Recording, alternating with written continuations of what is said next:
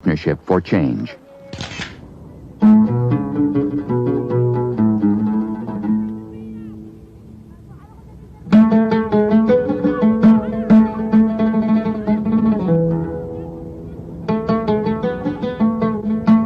In most of the world, the harshness of daily life tempers the idealism of those who would help.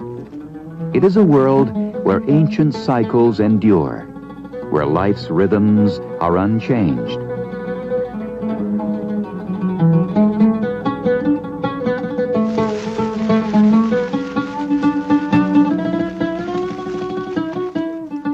It is also a world of aspiration, a world of hope and pride, reaching out for a better, healthier life. But the gap between dreams and accomplishments is large. Development takes special skills, often in short supply in the Third World, especially among those nations counted as the world's least developed. Helping to close that gap, nations searching for technical expertise and people with skills to offer have come together through the United Nations Volunteers Program, partners in the work of development.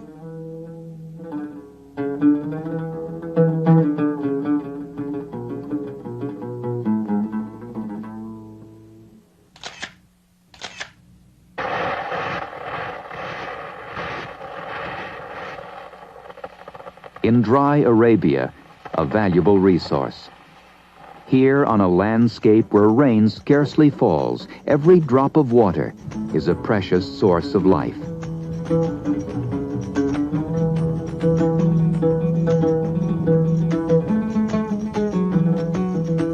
All over the Yemen Arab Republic, the parched, baked land is crossed with pipes carrying water from storage wells to village houses.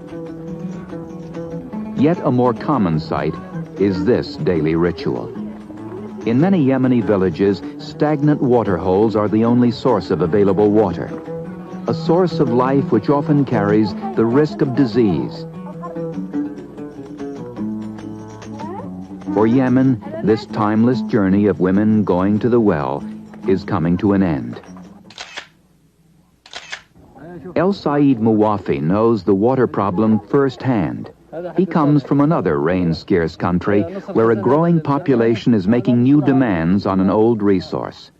Muwafi is Egyptian, and his job as a UN volunteer in Yemen is to help install and maintain water pumps in remote villages. In many developing countries, the dream of a safe and accessible water supply has become a major goal. But once again, aspiration and reality are poles apart. It takes planning and expertise to carry out a water scheme, and often outside technical assistance. That Muwafi, a volunteer from Egypt, should find himself in Yemen isn't surprising. More than 3/4 of the volunteers come from other developing countries.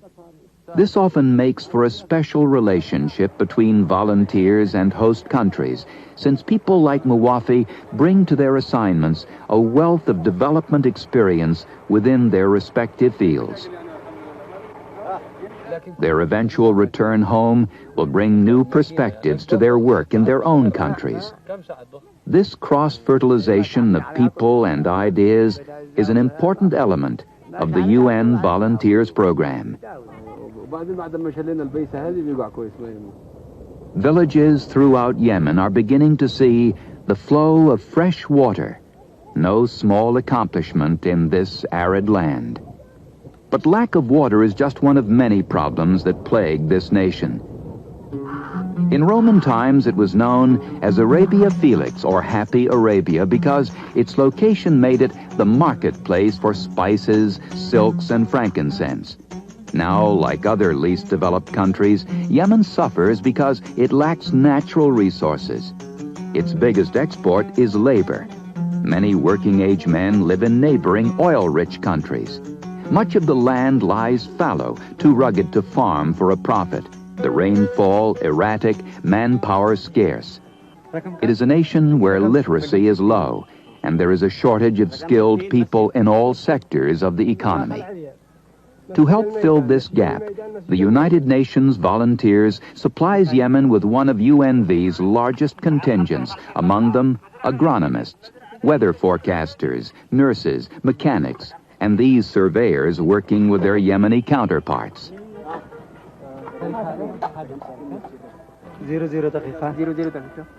This emphasis on technical skills makes the program different from other forms of volunteerism. It takes more than goodwill to become a volunteer, and it takes a host country's will to change before a nation's needs and a volunteer's skills can be brought together, reflecting development's two-sided commitment. I have come from Nepal and I like to serve in the rural area. For that reason I came, and to see the other part of the world. To be a UNV, I thought I can work with the people in the most remote and underdeveloped places. Nurse midwife Rup Kamari Gurung is no stranger to harsh living conditions. Her home lies in the shadow of the world's highest mountain. Now in the dusty highlands of Arabia, she feels at home. She has become a volunteer at a time when most people think about retiring. In